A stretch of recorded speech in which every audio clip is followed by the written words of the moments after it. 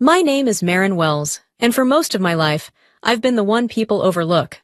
The older sister, the quiet one, the girl who got a job instead of a degree, who left home early and never looked back. In my family, that made me invisible, and somehow also an embarrassment. I wasn't supposed to stand out, especially not today, at my sister Marianne's wedding, an immaculate affair with champagne fountains, imported roses, and a guest list curated like a work of art. I showed up quietly, dressed with care, but not flash. I stayed near the back, smiled politely, and kept to myself.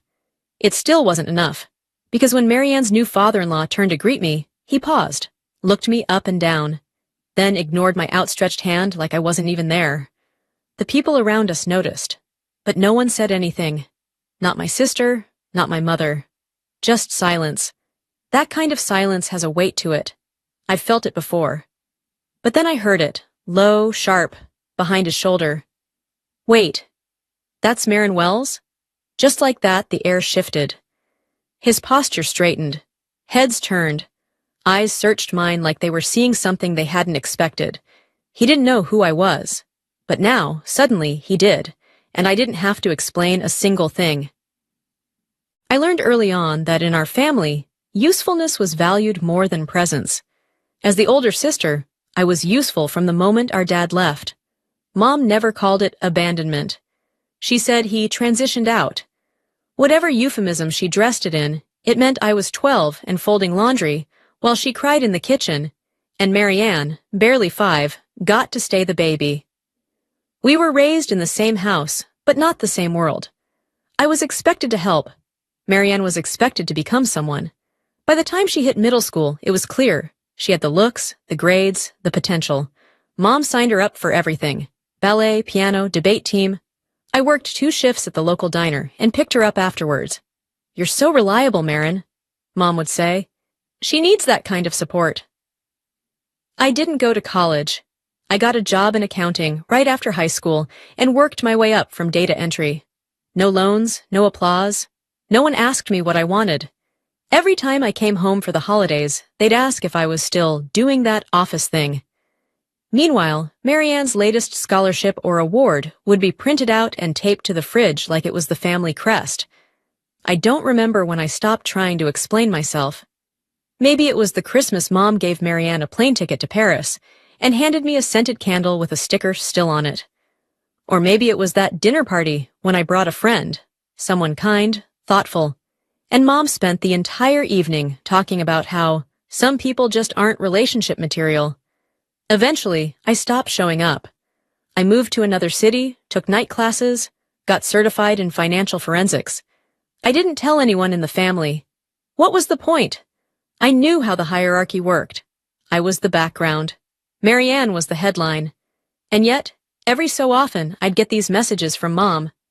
"Don't be a stranger. Your sister's doing amazing. Wish you could see her shine. Come home sometime if you've found the time to settle down." They never asked how I was, only whether I'd come and fit myself back into the empty space I left behind. Years passed. I built a life I didn't broadcast. Quiet, solid, mine. I worked for firms that managed wealth portfolios for people who didn't want their names in Forbes, but owned half the companies that were. I kept my head down and my profile lower. I didn't care if they never saw it. Until I got the wedding invitation. It arrived without a handwritten note. Just gold script and thick cardstock. I wasn't even in the bridal party. No speech, no special seat, just a guest. I almost tossed it. But then I remembered what Mom used to say when I cleaned up after everyone. Sometimes it's not about being noticed. It's about showing you know your place. So I went. Not to be noticed, but to see if they still looked at me like I belonged in the background. And I got my answer the moment Marianne's new father-in-law refused my handshake. There's something freeing about disappearing from people's expectations. After I left home for good, I stopped trying to win approval and started building a life I didn't need to explain. I stayed in the same city I'd moved to after high school, lived in a modest walk-up apartment above a bookstore, and took the night shift at a private tax firm while studying during the day. I got my certifications slowly: auditing, compliance, forensic analysis. By 26, I was working with white-collar crime investigators.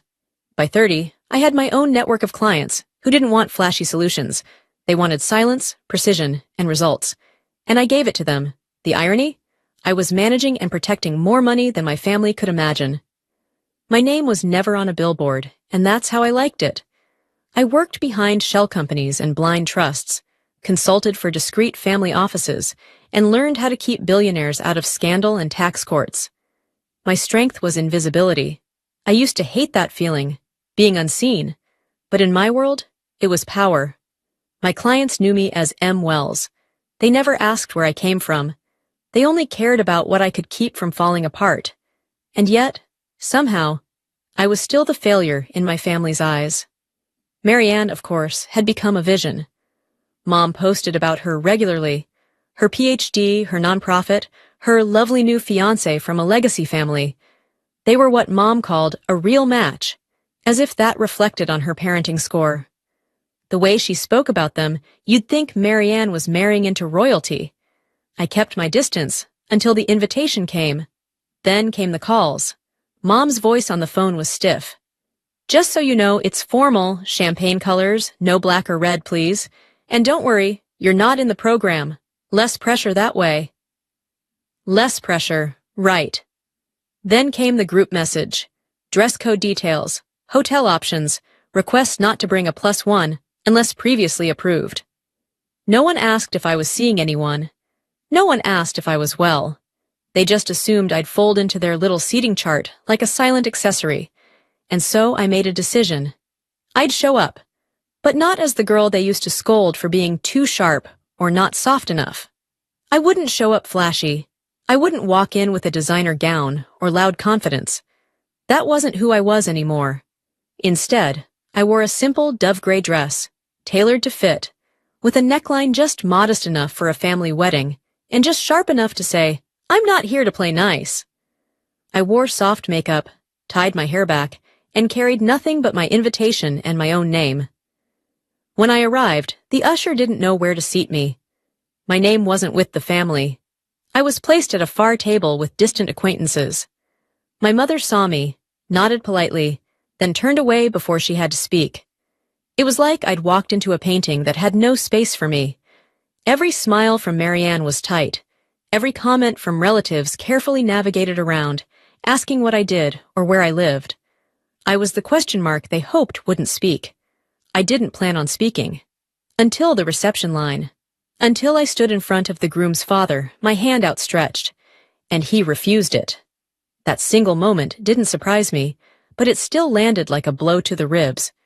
Because no matter how far I'd come, no matter how much I'd built, they still saw only the version of me that was convenient to ignore.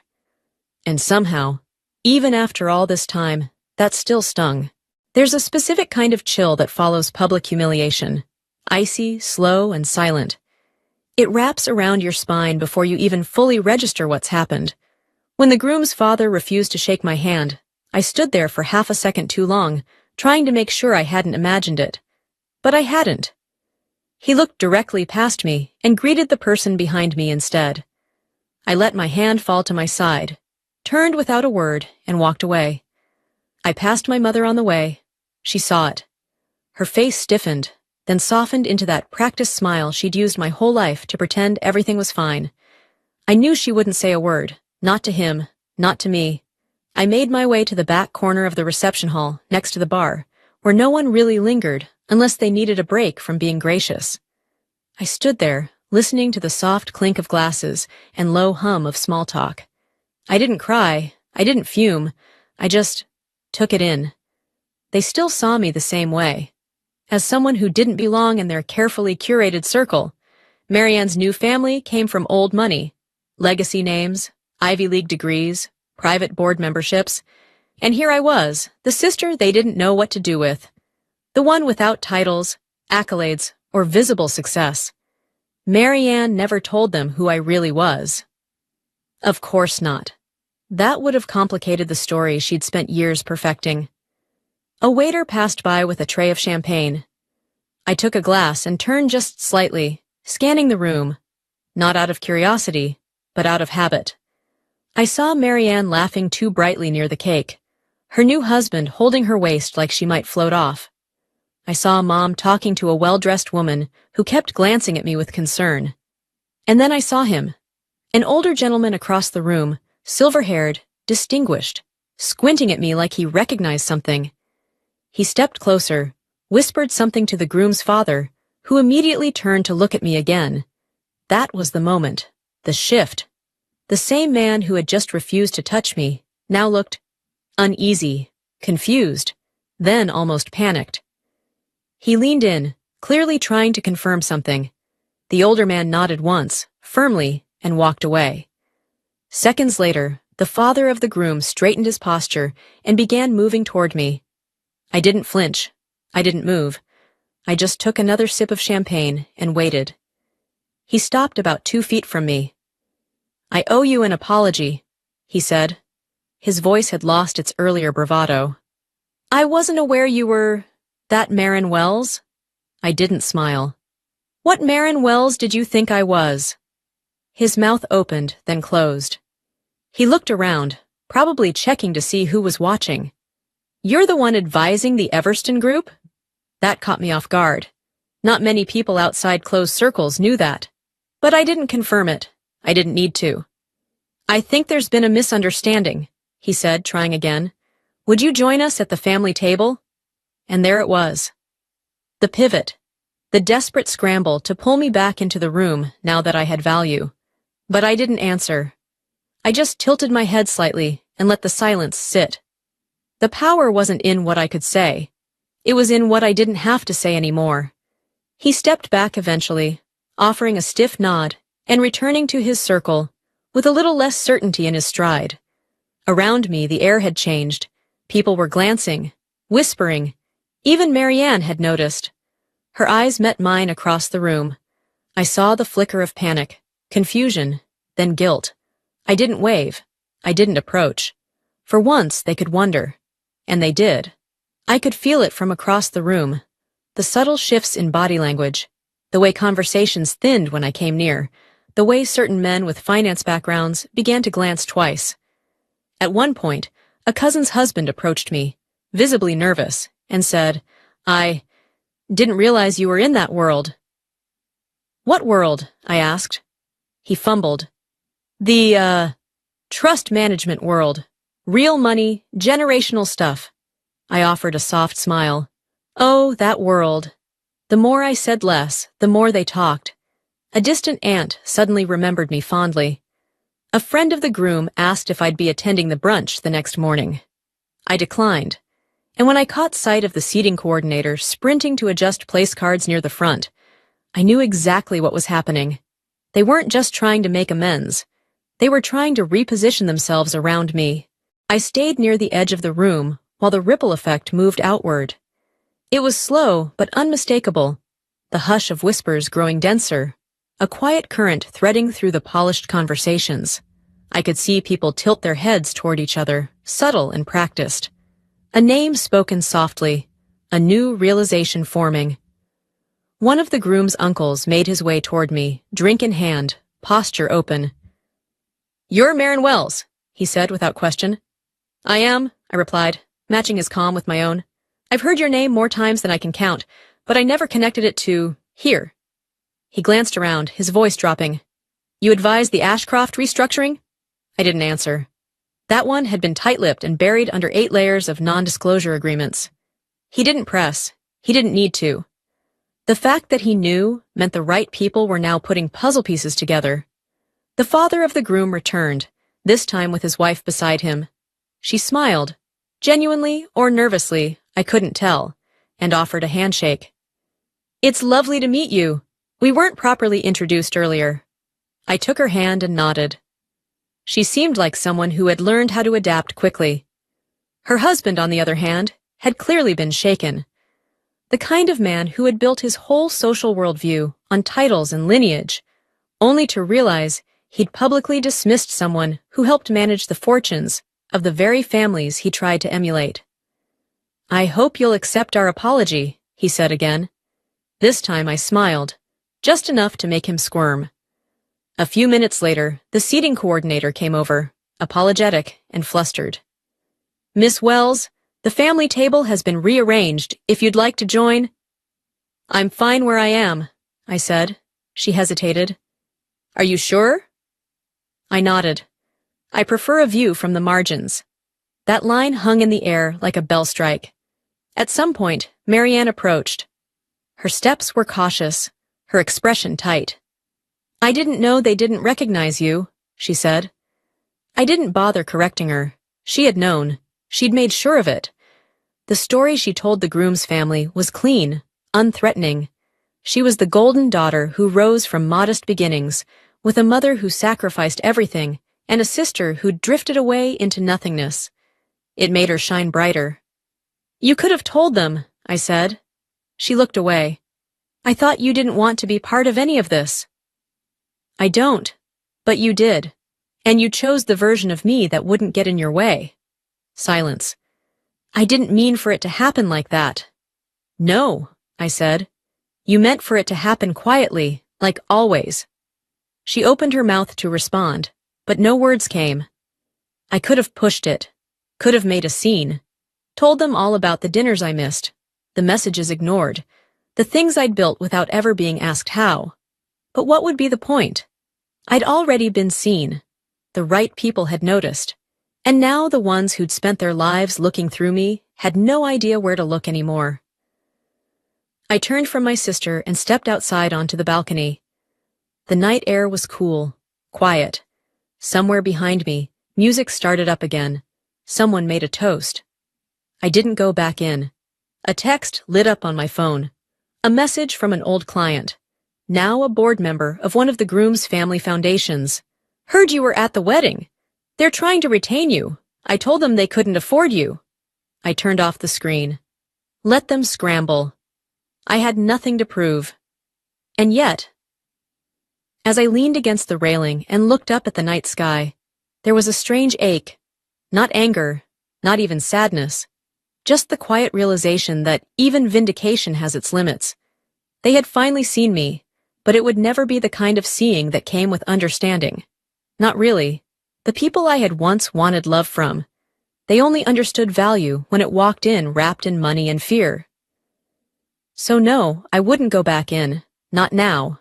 Not ever. I didn't stay for the cake. I didn't wait for the send-off, or the fake hugs, or the chance for anyone to say they'd misunderstood. I slipped out quietly, just as I'd arrived. No spotlight, no grand statement. That was never my style. As I walked through the parking lot, the heels of my shoes clicking softly against the pavement, I realized I didn't feel victorious. I didn't feel bitter either. What I felt was done. Done trying to be included in a story that was never written for me. Done shrinking myself to make space for people who never offered me room. Done pretending that silence was the same as peace. They saw me now, but it wasn't me that had changed. It was just that someone finally whispered the truth out loud. The irony? I'd never needed them to understand. I just needed to be free from the need for their understanding. I reached my car, unlocked the door, and glanced once more at the venue behind me. The lights glowed softly through the windows. A celebration continued inside. But it wasn't mine. It never had been. And still, I had never felt more whole. On the drive home, I didn't replay what was said. I didn't linger on their faces or tone. I just thought about how many years I'd spent waiting for someone to say, "You matter," and how long it took me to say it to myself first. Sometimes you don't get closure. You get clarity. And sometimes that's more than enough. Because the most powerful thing I ever did wasn't building success. It was walking away from people who only saw it after it served them.